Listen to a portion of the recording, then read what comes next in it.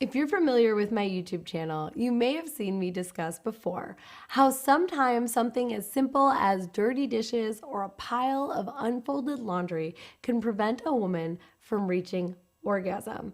Now, if you're the typical man, you're listening to that going, that sounds kind of crazy, Caitlin. I get it.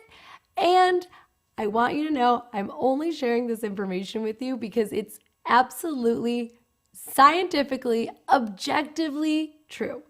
Women need a space, a container, a surroundings, a context that is conducive to them having this specific kind of orgasm. So even if she's able to have sex and reach orgasm when there's dirty dishes in the sink or there's dirty socks on the floor, for this particular squirting orgasm, we need to remove all of the barriers, anything that might get in the way of her releasing, letting go, and gushing all over you. Doesn't that sound worth putting in a little bit extra time and effort to get the scene ready? When you get splattered in the face by her squirt, you are going to be so grateful that you took a couple extra minutes and followed these instructions exactly to make sure that you set the space for all of that to happen. In this video, we are going to touch on the noise, the people, the space in the room, the temperature, and the things that you need to have handy, like right at the bedside, in order to make squirting effortless and easy. All right, one of the most important things to consider when going for the squirting orgasm is, are there other people around? Are the two of you truly, totally alone in this space? Do you have a roommate or children or parents that live in the same space with you? Considering them and if they are going to be able to hear the two of you is an important question you need to ask before you go in for the squirting orgasm.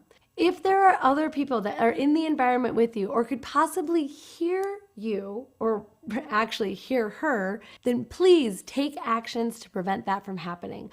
Whether that is playing music or turning on a television in the other room to cut down on sound, or perhaps it's just being sure to lock the door and put a chair in front of it so that nobody can come in and interrupt. If she, in the back of her mind, thinks that someone else can hear her or someone else might interrupt, walk into the room, whatever, it's going to be very hard for her to let go fully and to finally squirt. Another important consideration is noise. Can she make noise? Squirting is a guttural, animalistic process that is going to ideally release a lot of emotion. That might include grunting, screaming, crying.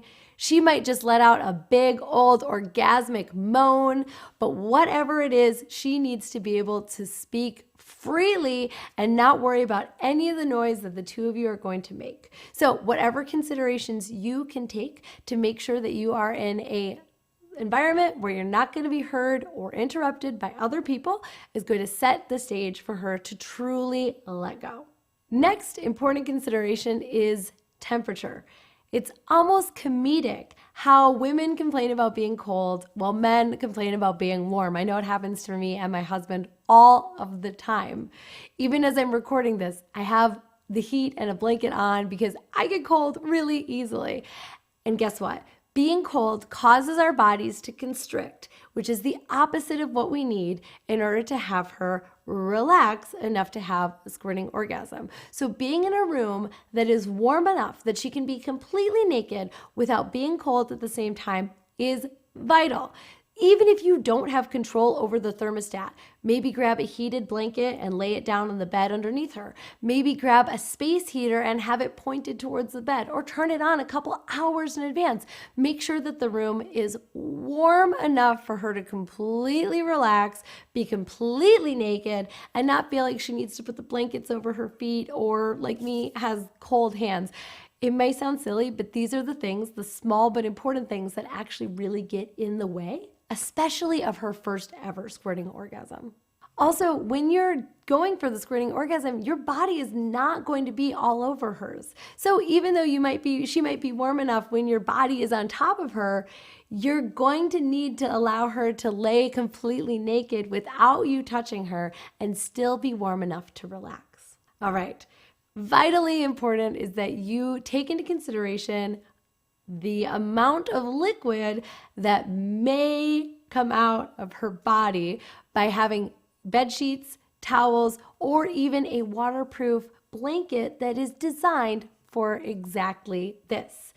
One of the major barriers to squirting is that she is so afraid to release liquid because you're on a nice mattress, or she doesn't want to sleep on the wet spot, or she's just concerned about soaking you.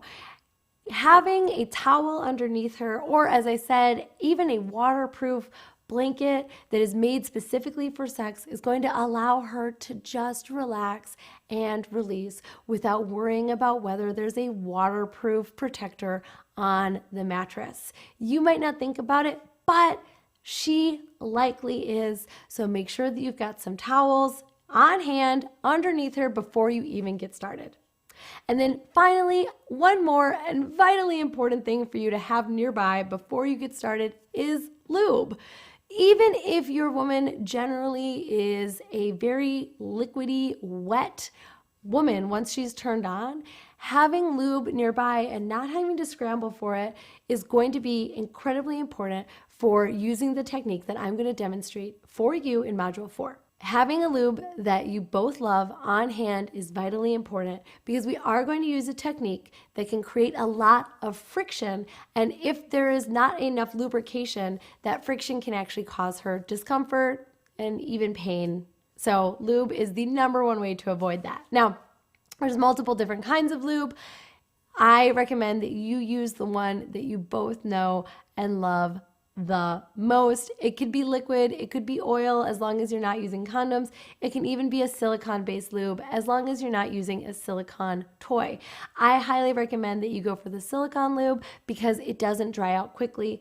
That said, because a lot of people like to pair the squirting orgasm with a long massage, using something like coconut oil, as long as her body tolerates it well, is a great way to transition from a full body massage to a vulva massage to a lubricant that can go inside of her body. Just remember that no matter which lube you choose, we are going to be using a lot of friction, so it needs to be one that doesn't irritate her body and that her body tolerates very, very well. Having that on hand along with the towels is going to allow you to get into the action without worrying about the accessories and the things that you need and having to interrupt the action in order to go get those.